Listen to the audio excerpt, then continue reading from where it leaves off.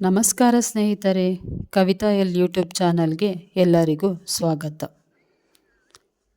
ಪ್ರೀತಿ ಮಾಡಿದವರನ್ನು ಯಾವುದೇ ಕಷ್ಟದಲ್ಲೂ ನಾವು ಕೈ ಬಿಡಬಾರ್ದು. ಕೊನೆ ತನಕ ಅವ್ರನ್ನ ನಾವು ಒಳ್ಳೆ ದಾರಿಯಲ್ಲಿ ನಡೆಸ್ಕೊಂಡು ಹೋಗಬೇಕು ಅನ್ನೋದು ಈ ಕಥೆಯಲ್ಲಿ ಬರುವ ಒಂದು ವಿಷಯ ಆಗಿದೆ. ಒಂದು ದೊಡ್ಡ ಪಟ್ಟಣದಲ್ಲಿ ಆದಿತ್ಯ ಮತ್ತು ಕಾವ್ಯ ಎಂಬ ಯುವಕ ಯುವತಿಯರು ವಾಸವಾಗಿರ್ತಾರೆ. ಆದಿತ್ಯ ತುಂಬ ಬಡ ಕುಟುಂಬದಿಂದ ಬಂದವನಾಗಿರ್ತಾನೆ. ಕಾವ್ಯ ಮಧ್ಯಮ ವರ್ಗದ ಕುಟುಂಬದಿಂದ ಬಂದವಳಾಗಿರ್ತಾಳೆ. ಇವರಿಬ್ಬರು ಬಾಲ್ಯದಿಂದಲೂ ಸಹ ಉತ್ತಮ ಸ್ನೇಹಿತರು. ಯಾವಾಗಲೂ ಒಬ್ರನ್ನೊಬ್ಬರು ಬಿಟ್ಕೊಡೋದಿಲ್ಲ. ಏನೇ ಕೆಲಸ ಮಾಡಿದರೂ ಒಟ್ಟೊಟ್ಟಿಗೆ ಮಾಡ್ತಾ ಇರ್ತಾರೆ. ಅಷ್ಟು ಒಳ್ಳೆ ಸ್ನೇಹಿತರಾಗಿರ್ತಾರೆ. ಹೀಗೆ ಕಾಲಗಳು ಕಳೆದಾಗ ಏನಾಗುತ್ತೆ ಅಂದರೆ, ಅವನು ಆದಿತ್ಯ ಮತ್ತು ಕಾವ್ಯ ಒಬ್ಬರನ್ನೊಬ್ಬರು ಪ್ರೀತಿಸೋದಕ್ಕೆ ಸ್ಟಾರ್ಟ್ ಮಾಡ್ತಾರೆ. ಆದಿತ್ಯ ಏನು ಮಾಡ್ತಾನೆ, ತನ್ನ ಪ್ರೀತಿಯನ್ನು ಹೇಳಬೇಕು ಅಂತ ಕಾವ್ಯನ ಬಳಿ ಬಂದು ಹೇಳ್ತಾನೆ. ನನ್ನ ಹತ್ರ ಯಾವ ಆಸ್ತಿ ಅಂತಸ್ತು ಏನೂ ಇಲ್ಲ, ನಾನು ನಿನ್ನನ್ನು ತುಂಬ ಚೆನ್ನಾಗಿ ನೋಡ್ಕೊತೀನಿ, ನೀನು ನನ್ನನ್ನು ಪ್ರೀತಿಸ್ತೀಯ ಅಂತ ಆದಿತ್ಯ ಕೇಳ್ತಾನೆ. ಅದಕ್ಕೆ ಕಾವ್ಯ ಹೇಳ್ತಾಳೆ, ನಾನು ಯಾವತ್ತೂ ನಿನ್ನನ್ನು ದುಡ್ಡಿಲ್ಲ ಅನ್ನೋ ಕಾರಣಕ್ಕೆ ನಾನು ಪ್ರೀತಿ ಮಾಡಿಲ್ಲ, ನಾನು ನಿನ್ನನ್ನು ಮನಸಾರೆ ಪ್ರೀತಿ ಮಾಡಿದ್ದೀನಿ ಅಂತ ಕಾವ್ಯ ಹೇಳ್ತಾಳೆ. ಈ ಮಾತನ್ನು ಕೇಳಿಬಿಟ್ಟು ಅವನಿಗೆ ತುಂಬ ಖುಷಿಯಾಗುತ್ತೆ. ನಾನು ಪ್ರೀತಿಸಿದ ಹುಡುಗಿಯನ್ನು ಚೆನ್ನಾಗಿ ನೋಡ್ಕೊಬೇಕು ಅಂತ ಏನು ಮಾಡಿಬಿಡ್ತಾನೆ, ಚೆನ್ನಾಗಿ ಓದ್ತಾನೆ. ಅದೇ ರೀತಿ ಒಂದು ಪಾರ್ಟ್ ಟೈಮ್ ಕೆಲಸಕ್ಕೆ ಸೇರ್ಕೊಳ್ತಾನೆ. ಅಲ್ಲೇನಾಗುತ್ತೆ, ಒಂದು ದಿವಸ ಏನಾಗುತ್ತೆ, ಕೆಲಸ ಮಾಡ್ತಿರ್ಬೇಕಾದ್ರೆ ಅವ್ನು ಮಾಡ್ತಿದ್ದಿತ್ತು ಪಾರ್ಟ್ ಟೈಮ್ ಕೆಲಸ ಏನಾಗುತ್ತೆ, ಆ ಹುದ್ದೆಯಿಂದ ಕಿತ್ತಾಕ್ಬಿಡ್ತಾರೆ. ಅವನಿಗೆ ತುಂಬ ಬೇಜಾರಾಗುತ್ತೆ. ಮುಂದೆ ಏನು ಮಾಡಬೇಕು ಅನ್ನೋದಕ್ಕೆ ದಿಕ್ಕೇ ತೋಚಿದಂಗಾಗುತ್ತೆ. ಈ ವಿಷಯನ ನಾನು ಕಾವ್ಯನ ಬಳಿ ಹೇಗೆ ಹೇಳೋದು, ಅವಳೇನಾದ್ರು ನನ್ನ ಹತ್ರ ದುಡ್ಡಿಲ್ಲ, ಕೆಲಸನೇ ಮಾಡ್ತಿಲ್ಲ ಅಂದರೆ ಬಿಟ್ಟೋದ್ರೆ ನಾನು ಏನು ಮಾಡೋದು ಅಂತ ಯೋಚನೆ ಮಾಡ್ತಾನೆ. ಆವಾಗ ಕಾವ್ಯನ ಬಳಿ ಬಂದು ಅವನ ವಿಷಯ ಹೇಳ್ತಾನೆ. ಆವಾಗ ಕಾವ್ಯ ಹೇಳ್ತಾಳೆ, ನೀನು ಯಾವತ್ತೂ ನಿನ್ನ ಕೆಲಸವನ್ನು ಅರ್ಧಕ್ಕೆ ಬಿಡಬೇಡ.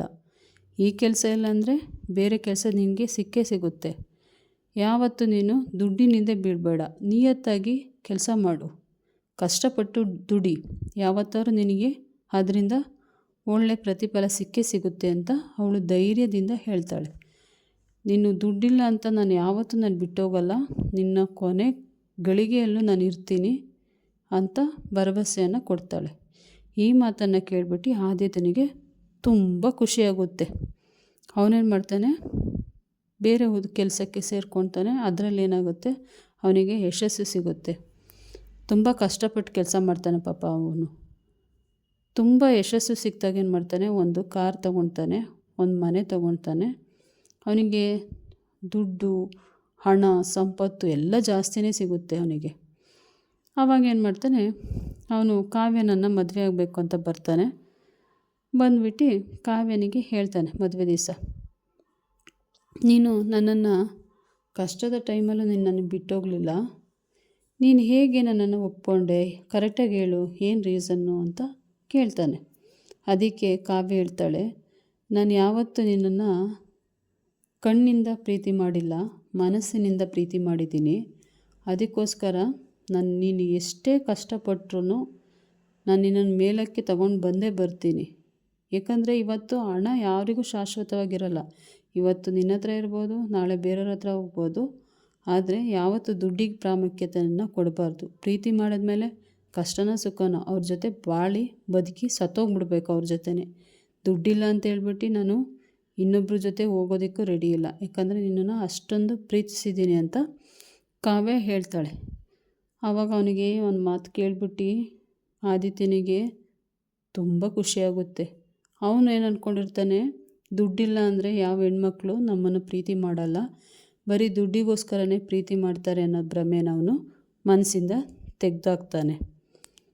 ಅವನಿಗೆ ಎಷ್ಟು ಖುಷಿಯಾಗುತ್ತೆ ಅಂದರೆ ಕಾವ್ಯನ ನೋಡ್ಬಿಟ್ಟು, ಇದು ನಾವು ನಮ್ಮ ಮನಸ್ಸಲ್ಲಿರೋ ತಪ್ಪು ಕಲ್ಪನೆಯನ್ನು ತೆಗೆದಾಕಬೇಕು ಜೀವನದಲ್ಲಿ, ಯಾವತ್ತೂ ದುಡ್ಡಿನಿಂದ ಬೀಳಬಾರ್ದು ಅನ್ನೋದು ಅವನಿಗೆ ಅರ್ಥ ಆಗುತ್ತೆ.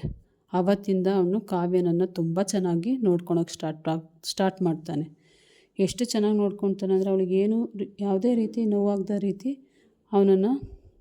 ಅವಳನ್ನು ಚೆನ್ನಾಗಿ ನೋಡ್ಕೊಂಡು ಹೋಗ್ತಾನೆ. ಈ ಕಥೆಯಲ್ಲಿ ನಾನು ಏನು ಹೇಳಬೇಕು ಅಂತ ಅಂದರೆ, ನಿಜವಾದ ಪ್ರೀತಿ ಸಂತೋಷದ ಸಮಯದಲ್ಲಿ ಮಾತ್ರ ಜೊತೆಗಿರೋದಲ್ಲ, ನಾವು ಕಷ್ಟದ ಸಮಯದಲ್ಲೂ ಸಹ ಜೊತೆಯಲ್ಲಿ ನಿಲ್ಲುವುದೇ ನಿಜವಾದ ಪ್ರೀತಿ. ಇಲ್ಲಿ ಅವ್ರಿಗೆ ಕಷ್ಟ ಇದೆ ಅಂತ ಹೇಳ್ಬಿಟ್ಟು ನಾವು ಯಾವುದೇ ಕಾರಣಕ್ಕೂ ಅರ್ಧಕ್ಕೆ ಕೈ ಬಿಟ್ಟು ಹೋಗಬಾರ್ದು.